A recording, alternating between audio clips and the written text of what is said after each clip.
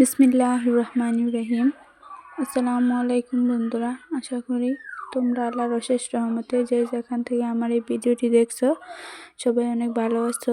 আমি আজকে আমার এই ব্লগটা তোমাদের সাথে একদম সকালে ঘুম থেকে ওঠা থেকে শুরু করছি। আমি সকালে উঠেই চলে গেলাম আমার ফুল গাছটার দিকে। আসলে ফুল গাছটা কত সুন্দর হয়েছে, তার উপরে দেখো একটা বেল গাছ, সেটাতে কত সুন্দর বেল ধরেছে। দুটা বেল আমার চোখের সামনে কি সুন্দর বাড়ছে। এই বেলগুলো আমরা রোজাতে শরবত বানিয়ে খেতে পারবো। অবশ্যই তোমাদের সাথে সেটা শেয়ার করব। তারপর আমি চলে যাব দাঁত মাজতে। এই দেখো ঘরটা অন্ধকারই রয়ে গেছে। আমি এখন মুখটা ধুয়ে তারপর নিজে চেঞ্জ হয়ে নেব, নিজে ওয়াশ হয়ে তারপর আমি সুন্দর, এই দেখো আমার মুখটা ধোয়া হয়ে গেল, দাঁত মাজাটা শেষ হয়ে গেছে। আমি মুখ ধুতেছিলাম তখন ক্যামেরাটা কেমন যেন ধরে রেখেছিলাম, সেটা বোঝাই যাচ্ছে না। এই দেখো অনেকটা অন্ধকার, যেহেতু সকাল সকাল শুরু করেছি, তোমাদের বুঝতে অনেকটা কষ্ট হচ্ছে। আমি এখন চলে যাব আমার ছাগলগুলোকে খাবার দিতে। তো আমি ছাগলগুলোকে খাবার দেওয়ার জন্য চলে আসলাম, ছাগলের খাদ্য নেওয়ার জন্য। আমি তো ফিড বের করে নিচ্ছি, ফিড বের করে ছাগলগুলোকে দিয়ে দেব। তোমরা অনেকে ভাবতে পারো আমি ছাগলকে কিসের ফিড খাওয়াই। আমি ছাগলকে মুরগির ফিডই খাওয়াই। তারপর আমি চলে এলাম কিচেনে। আমার কিছু রাতের থালা বাসন জমেছিল।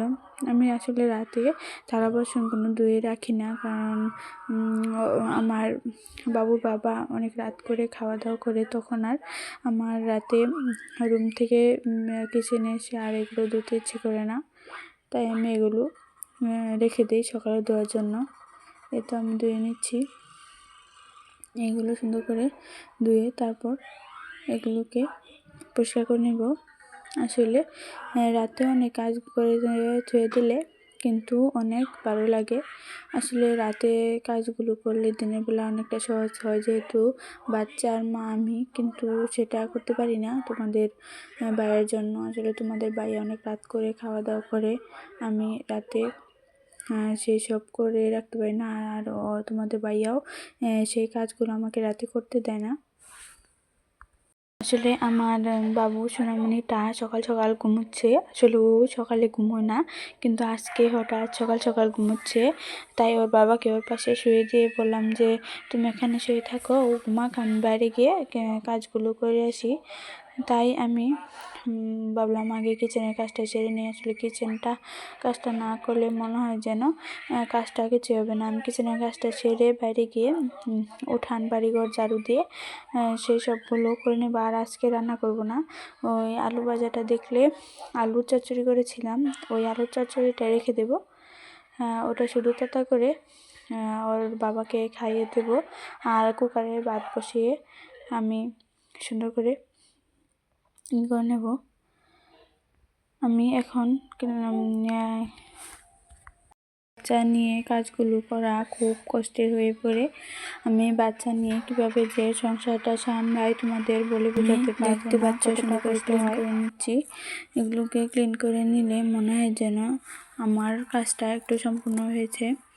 তাই এবার ক্লিন করে বাইরে চলে যাব। আমি বাইরে গিয়ে উঠোন বাড়িঘর ঝাড়ু দিয়ে তারপর তোমাদের সাথে আবার শেয়ার করব। আসলে আমার এটা একটু অনেক দিনের পুরনো হয়ে গেছে, তাই দেখো জং ধরে গেছে। আবার একটা নতুন করে নিব, যখন নিব তোমাদের সাথে জানাবো। আসলে তোমাদের সাথে সব কিছু যেহেতু শেয়ার করা শুরু করেছি, প্লিজ সবাই আমাকে লাইক, কমেন্ট, শেয়ার এবং সাবস্ক্রাইব করে দিও। আসলে তোমরা যদি আমাকে লাইক, কমেন্ট, শেয়ার এবং সাবস্ক্রাইব না করো তাহলে আমার কেমন করে চলবে বলো। আমি যেহেতু ইউটিউবে এসেছি, তাই তোমাদের লাইক, কমেন্ট, সাবস্ক্রাইব করে আমার পাশে থেকো। আমি চাই তোমরা সব সময় আমার পাশে থাকো। আমি তোমাদের কাছে একটাই দোয়া চাই যে তোমরা সবাই আমার জন্য দোয়া করো, যেন আমি ইউটিউবে এসেছি, ইউটিউবের যাত্রাটা আমার ভালো হয়। এই দেখো আমি এবার বাইরে উঠোনটা ঝাড়ু দিয়ে চলে এসেছি। আবার রুমে ভাবলাম যে আগে ভাতটা বসিয়ে নিই, যেহেতু আমার বাবুটা উঠে যাবে তাই ভাবলাম যে ভাতটা বসিয়ে ওর বাবা খাওয়ার জন্য তাড়াহুড়ো করে নেবে। তাই আমি সুন্দর করে বিছানাটা ঝাড় দিয়ে ভাতটা বসিয়ে নেব। এই যে আমি ভাতটা এখন বসিয়ে নেব। কুকারটা আমি একটু সরে ধুই, তাই এখন আজকে কুকারটা নিয়ে তোমাদের সাথে শেয়ার করব। আসলে ভাতটা না বসালে মনে হয় যেন ভাত হবে না, কখন কারেন্ট চলে যায়। এখন ভাতটা বসিয়ে দেব। আর দেখো এইদিকে আমি ভিডিও এডিটিং করে ভয়েস দিচ্ছিলাম, তখন আমার বাচ্চাটা মোবাইল দেখা শুরু করেছে। কিসের মোবাইল দেখে, আমার বাচ্চাও তাও অতটা মোবাইল দেখে না।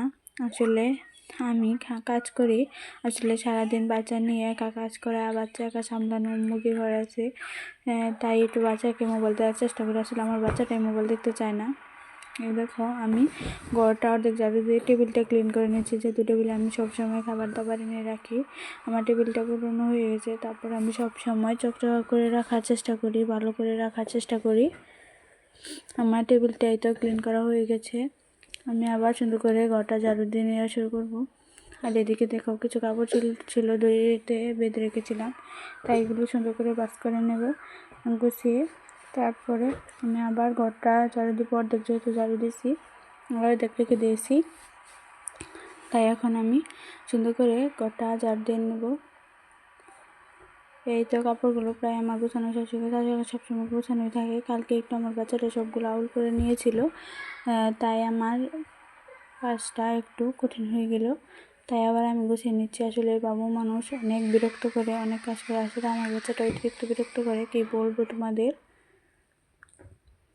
ছোট মানুষ, কিছু বলতেও পারি না, কিছু করতেও পারি না, তাই আমি এগুলো সহ্য করেই কাজটা করি। তারপরে দেখে আমার মেশিনটা দেখো কেমন এলোমেলো হয়ে গেছে। আসলে আমি ওই দিন কাপড় বানাচ্ছিলাম, আমার তিরবির ছিল, এগুলো বানাচ্ছিলাম, তাই আমি ওটা গুছানো হয়নি ভালোভাবে। এবার গুছিয়ে নিচ্ছি। আসলে আমার রোজাতে কীভাবে যে আমি মানুষের কাছ থেকে অর্ডার নিব ভাবতে পারছি না কীভাবে অর্ডার নিব। আসলে আমার সারাদিনের কাজ, বাবু, তাই এগুলো সামলাইয়ে তারপরে আবার মানুষের জামা কাপড় বানানো অর্ডার নেওয়া খুব মুশকিল হয়ে পড়বে। দেখি কি করা যায়।